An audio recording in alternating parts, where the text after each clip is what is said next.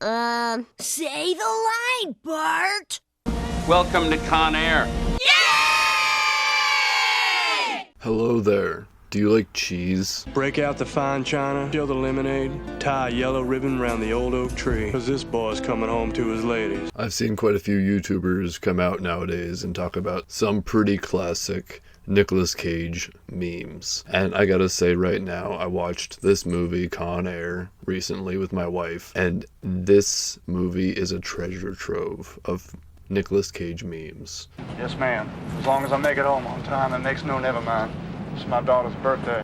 And I'm surprised because I haven't seen a lot of videos talking about this film, so I figured I would do that now. So let me ask you a simple question. When you think of the word action movie star, who comes to mind? Is it Nicolas Cage? You know this gentleman, honey? That's the character he's portraying in this movie. And of course, it is as perfect and as serious as you would expect.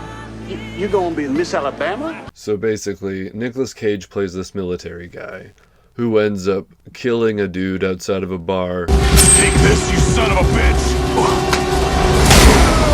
So uncivilized. And then ends up in prison for years and years and years, and is sending a bunch of letters to his daughter while he's in prison, and he makes a friend who's a black guy, and it's hilarious because throughout the entire movie, Nicolas Cage has this 100% authentic Southern accent. I can't see my little daughter on her birthday without bringing her a gift now, can I? It's either this or a tube of toothpaste and 2 packs of Pall Malls at the canteen. But it borders on being a bit. You'll get your date someday, baby-o. Like, I don't know if he's serious with it. I don't know how hard he's actually trying. But it's so bad, I can't even tell if he's meant to be that bad. I got locked down 3 months before she was born. She ain't never seen me. So then basically on the day that he's supposed to be released, he gets put in this plane that's supposed to take him to his home, basically. And on the way to release him, the plane stops to pick up the worst of the worst criminals, one of whom is played by John Malkovich, and he is hilarious in this movie. Oh, stewardess.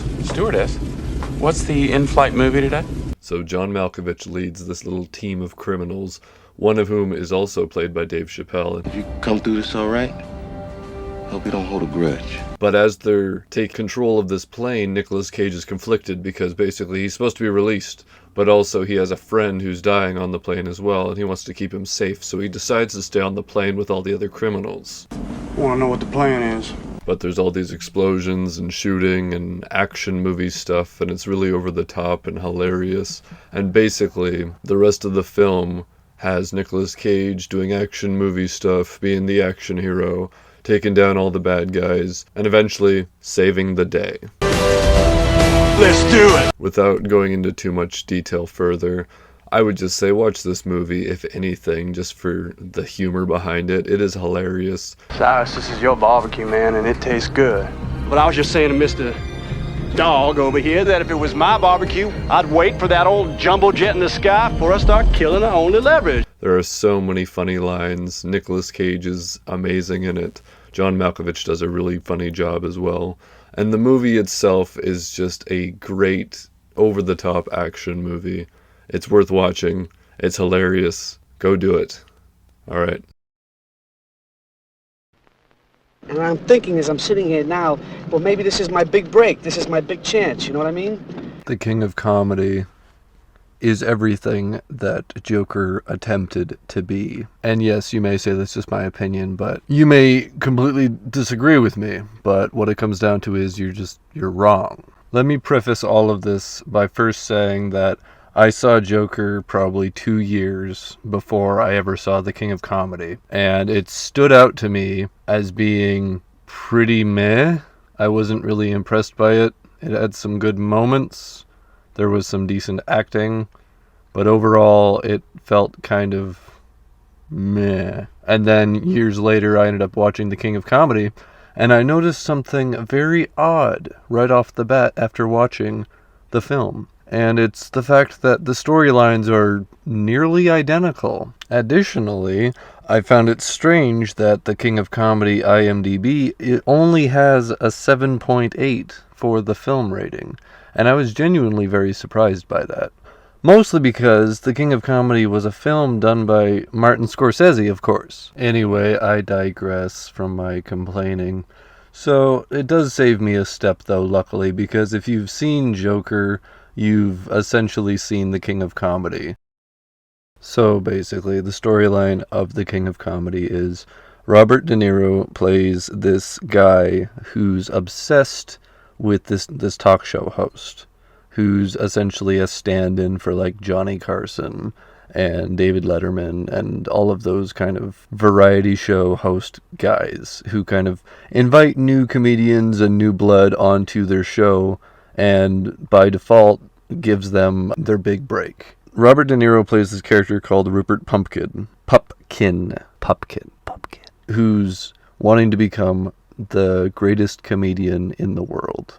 And the only way he sees that he can do that is if he can get onto this talk show. He's a basement dweller who lives with his mother, and it's hilarious.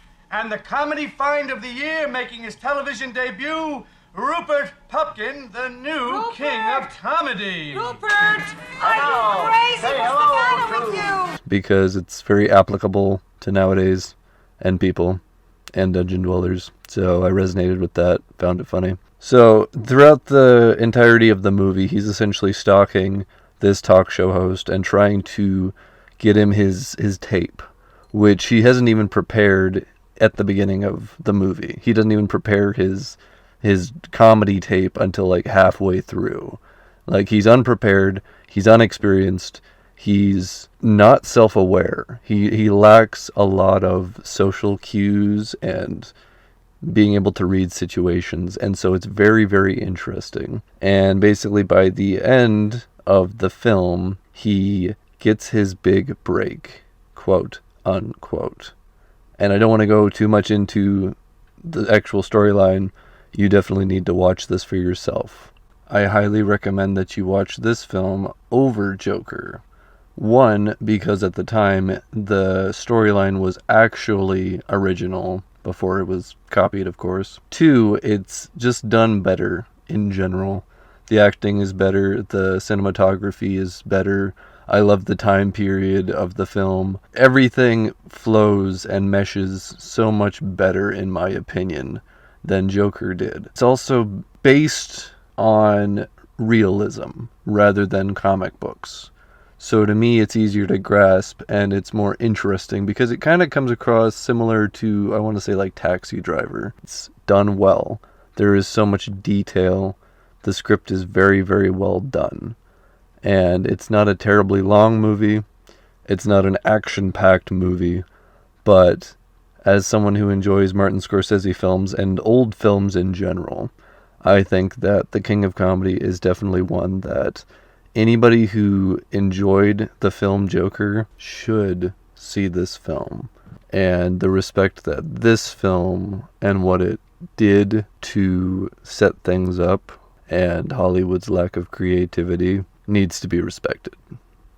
So, just my opinion. See ya.